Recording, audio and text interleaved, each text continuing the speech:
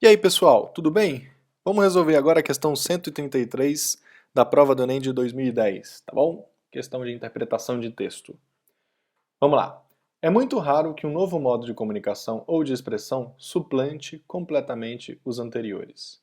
Fala-se menos desde que a escrita foi inventada? Claro que não. Contudo, a função da palavra viva mudou. Uma parte de suas missões nas culturas puramente orais tendo sido preenchida pela escrita. Transmissão dos conhecimentos e das narrativas, estabelecimento de contratos, realização dos principais atos rituais ou sociais, etc. Novos estilos de conhecimento, o conhecimento teórico, por exemplo, e novos gêneros, o código de leis, o romance, etc., surgiram. A escrita não fez com que a palavra desaparecesse. Ela complexificou e reorganizou o sistema de comunicação e da memória social. A fotografia substituiu a pintura? Não, há ainda pintores ativos. As pessoas continuam, mais do que nunca, a visitar museus, exposições e galerias. Compram as obras dos artistas para pendurá-las em casa. Em contrapartida, é verdade que os pintores, os desenhistas, os gravadores, os escultores não são mais, como foram até o século XIX, os únicos produtores de imagens. Ok? Vamos ler o enunciado da questão agora. A substituição pura e simples do antigo pelo novo, ou do natural pelo técnico, tem sido motivo de preocupação de muita gente. O texto encaminha uma discussão em torno desse temor ao... Então vamos lá, gente. O que é que o texto está falando, em resumo, né? Ele está defendendo aqui que as coisas não desaparecem, né? Os modos de comunicação antigos não desaparecem, eles simplesmente mudam, né? Eles simplesmente se transformam, né? Então ele dá vários exemplos, né? Um deles está aqui, fala-se menos desde que a escrita foi inventada? Ele está dizendo, claro que não. Mas a função da palavra viva mudou, né? Parte de suas missões tendo sido preenchida pela escrita. Então, coisas que antes eram feitas só via oral passaram a ser feitas também pela escrita, né? A transmissão dos conhecimentos, por exemplo, antigamente era feito só por vias orais, né? Ou seja, simplesmente falando. E de repente descobriu-se a escrita e o homem aprendeu que ele poderia registrar o conhecimento em algum lugar.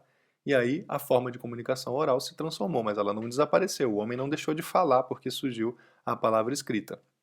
Da mesma forma, ele cita esse outro exemplo aqui, né? A fotografia substituiu a pintura? Não, né? Ainda há pintores ativos, né? E as pessoas continuam aí nos museus e tudo. Ele reconhece que os pintores e os desenhistas não são mais os únicos produtores de imagem, mas eles eram até o século XIX. Mas isso não significa que não existam mais pintores. Os pintores continuam existindo. Tá bom? Então, é isso que o texto está falando. Ele está mencionando como evoluem os modos de comunicação. Um outro exemplo que a gente pode dar também é o surgimento do cinema, né? Quando o cinema surgiu, muita gente disse que o teatro iria morrer, né? Porque eram dois modos de transmissão artístico muito parecidos. Só que o cinema era gravado, né? E o teatro era sempre ao vivo. E não é isso que aconteceu, né? A gente sabe até hoje que até hoje existem grandes obras de teatro, especialmente nas grandes cidades do mundo, né? Como Nova York, Paris e São Paulo. Tá legal? Então o que o enunciado está falando, né? A substituição pura e simples do antigo pelo novo, né, ou do natural pelo técnico, tem sido motivo de preocupação, né? Ele está revelando essa preocupação aqui. Ele está explicando, as coisas evoluem, mas dificilmente um modo de expressão suplanta completamente o anterior. E essa discussão, ele está perguntando aqui no enunciado, ele encaminha essa discussão em torno desse temor ao que ele faz, né, para encaminhar essa discussão. Letra A. Ao considerar as relações entre o conhecimento teórico e o conhecimento empírico, e acrescenta que novos gêneros textuais surgiram como progresso. Bom, de fato, né, ele acrescenta que novos gêneros textuais surgiram com o progresso, né? Ele dá dois exemplos aqui, né? Quando a escrita surgiu e o modo de comunicação via oral se transformou, e quando a fotografia surgiu, né, e a manifestação artística da pintura também se transformou. Então, acrescenta que novos gêneros textuais surgiram com o progresso, de fato. Mas em algum momento no texto ele considera relações entre conhecimento teórico e conhecimento empírico? Conhecimento empírico, pessoal, é o conhecimento prático. Eu não vejo essa relação aqui. Eu não vejo ele considerar nenhuma relação entre conhecimento teórico e empírico. Então, essa alternativa aqui está errada. Tá bom? Então, alternativa B agora. Observar que a língua escrita não é uma transição fiel da língua oral e explica que as palavras antigas devem ser utilizadas para preservar a tradição. Ele fala, né, gente, que observar a língua escrita, ele faz essa observação. A língua escrita não é uma transcrição fiel da língua oral, né? É uma coisa diferente, ela é usada para outras formas, outras coisas, né? Mas ele explica que as palavras antigas devem ser utilizadas para preservar a tradição? Não, de jeito nenhum. Essa frase aqui é totalmente furada, ele não fala isso em nenhum momento do texto. Ele não está mencionando palavras antigas e não preservação de tradição em momento nenhum, tá bom? Então essa alternativa aqui também está totalmente errada. Vamos agora para a alternativa C.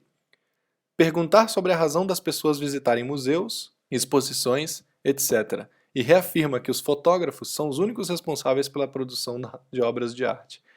Não, né, pessoal? De jeito nenhum. Em primeiro lugar, ele está dizendo que ainda existem pintores ativos, né? Ainda há pintores ativos. Então, dizer que os fotógrafos são os únicos responsáveis pela produção das artes é totalmente falso, né? Essa alternativa também está errada, tá bom? Depois, letra D. Reconhecer que as pessoas temem que o avanço dos meios de comunicação, inclusive online, substitua o homem e leve alguns profissionais ao esquecimento. Pessoal, ele está falando exatamente o contrário disso, né? Ele está reconhecendo que um novo modo de comunicação, né, vamos marcar aqui, um novo modo de comunicação ou de expressão, dificilmente suplanta completamente os anteriores, né? É muito raro que isso aconteça, né? Então, quando ele diz que as pessoas temem que o avanço dos meios de comunicação substitua o homem e leve alguns profissionais ao esquecimento, é um pouco o contrário que ele está falando isso, né?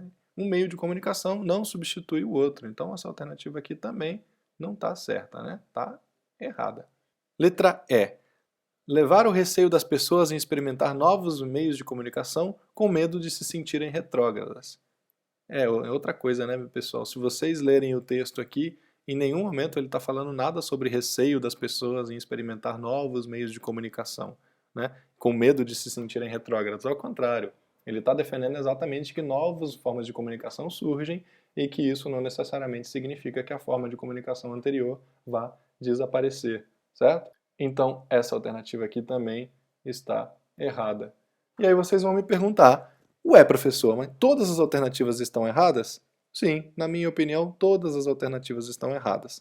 Talvez a única alternativa que está menos errada é a letra A, certo? Que inclusive é o gabarito oficial, né, do governo do Enem, que inclusive é o gabarito oficial, né, do Enem, né? Mas ele tem essa frase aqui de considerar as relações entre conhecimento teórico e conhecimento prático, que para mim acaba invalidando a alternativa A como sendo correta. Mas nessa frasezinha que vem aqui adiante, ele tem uma parcela,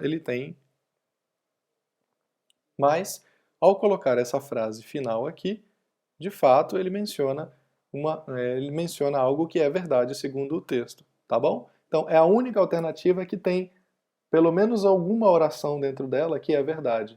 Então, a alternativa menos errada seria a letra A, mas não é a alternativa correta 100%. Tá bom, pessoal? Grande abraço e até a próxima.